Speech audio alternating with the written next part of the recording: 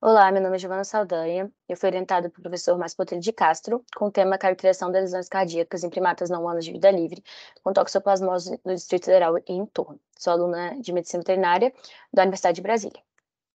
Bom, inicialmente é muito importante saber que a toxoplasmose ela é distribuída mundialmente, né, ela é uma zoonose, e dessa forma ela é um problema de saúde pública e principalmente afetando, né, os países emergentes. Geralmente você vê essa doença associada em humanos ao HIV. Geralmente eles se contaminam com alimentação, né, de alimentos infectados e também por carne mal passada, e também existe a infecção transplacentária. Bom, é importante saber que a doença possui caráter sistêmico fatal em primatas do Novo Mundo e já foi relatado tanto em estudos de animais de cativeiro e de vida livre. E, infelizmente, as lesões cardíacas, elas são pouco caracterizadas e pouco relatadas. O principal objetivo é avaliar e caracterizar os aspectos histopatológicos das lesões cardíacas em primatas não humanos de vida livre com toxoplasmose do Brasil Central.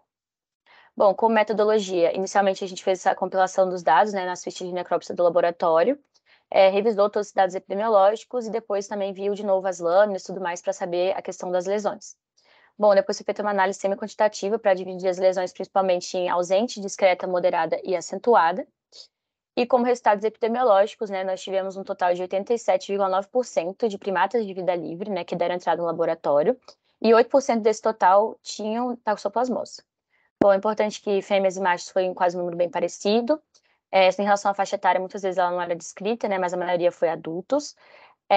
Principalmente os casos vieram do Distrito Federal, né, com 51%, seguido do Goiás com 31,7%, do Tocantins com 14,4% e do Mato Grosso com 2,9%. Bom, a espécie mais observada foi o Calyptex penicillata, né, que representava um total de 87,5%.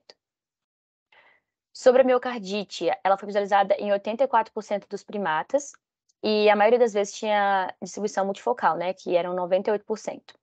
Bom, a inflamação discreta representava 48%, seguida da moderada 41% e da acentuada em 10% dos casos.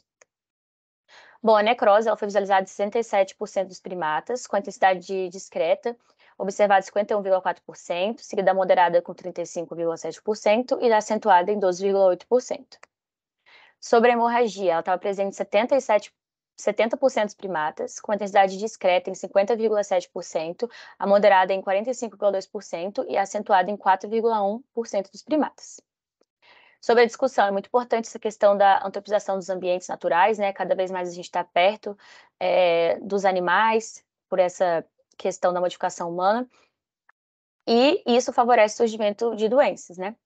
E a toxoplasmose, ela ainda é pouco caracterizada, né, nesses primatas, e tem que muito saber, é muito importante saber essa questão da incidência, das consequências patológicas, e infelizmente ainda é obscuro para a espécie.